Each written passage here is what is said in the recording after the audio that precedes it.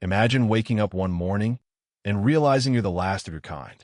No familiar voices echo through the valley. No footprints surround your cave. The campfires that once lit the night have all gone cold.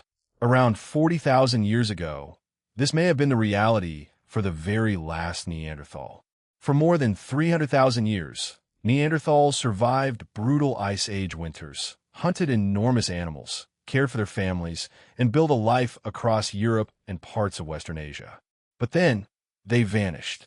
Did they lose a war against modern humans? Did a changing climate slowly erase their world? Or did they simply become part of us?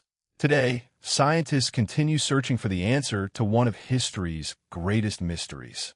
And surprisingly, the story of the last Neanderthal isn't just about extinction. It's also the story of us. But before we can understand why the Neanderthals disappeared, we first need to understand who they really were. For decades, people imagined Neanderthals as slow, primitive cavemen with little intelligence. But modern archaeology tells a completely different story. Neanderthals first appeared around 400,000 years ago, evolving to survive the freezing climates of Ice Age Europe and Western Asia. They were shorter than most modern humans, but much stronger. Their broad chests, powerful arms, and thick bones helped them endure brutal winters and hunt massive Ice Age animals. They crafted sophisticated stone tools, controlled fire, built shelters, and even cared for injured members of their communities. Some evidence even suggests they created art, wore ornaments, and buried their dead with care. Far from being primitive, Neanderthals were one of humanity's closest relatives. And for hundreds of thousands of years, they ruled the frozen world.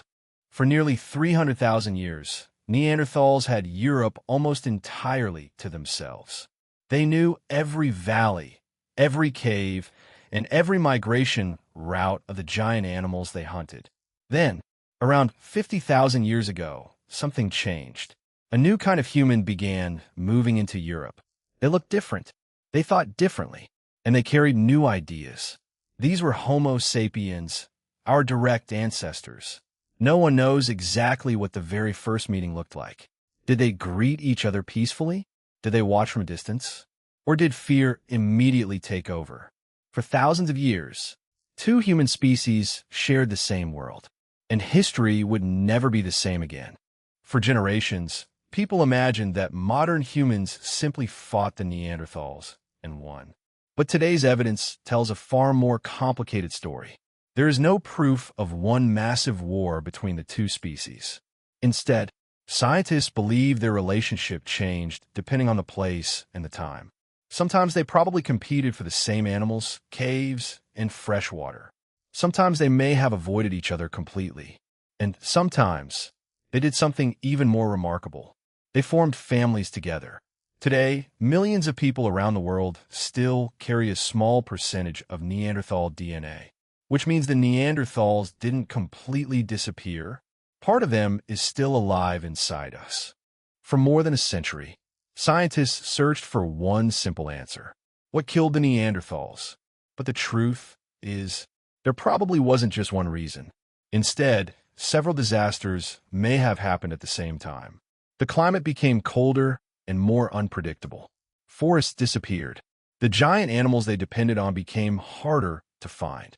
At the same time, Homo sapiens populations continued to grow, with more people competing for food and territory. Life became increasingly difficult for the Neanderthals. It wasn't one catastrophic event. It was thousands of years of constant pressure.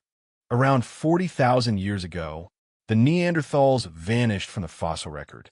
No deity, no final battle, no last message. We don't know who the very last Neanderthal was.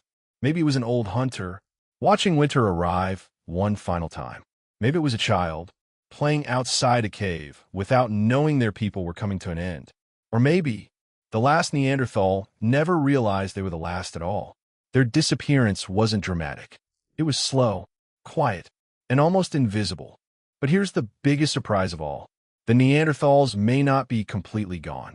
When scientists decoded ancient DNA, they discovered something incredible.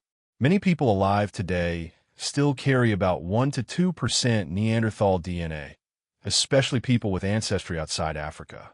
That means, thousands of generations ago, Neanderthals and Homo sapiens didn't just meet. They had children together. Their bloodlines merged. So although the Neanderthals disappeared as a separate species, part of them is still living inside millions, even billions of people today. In a way, the last Neanderthal never truly vanished. So, what really happened to the last Neanderthal? We'll probably never know. There was no final battle. No last goodbye. No one left behind to tell their story. But thanks to archaeology, ancient DNA, and incredible scientific discoveries, we can finally piece together their lost history. The Neanderthals weren't failures. They survived some of the harshest environments on Earth for over 300,000 years. They hunted. They cared for their families. They made tools, created art, and even buried their dead. Their story didn't end. It became part of ours. So the next time you look in the mirror, remember this. A tiny piece of one of humanity's closest relatives may still be looking back at you.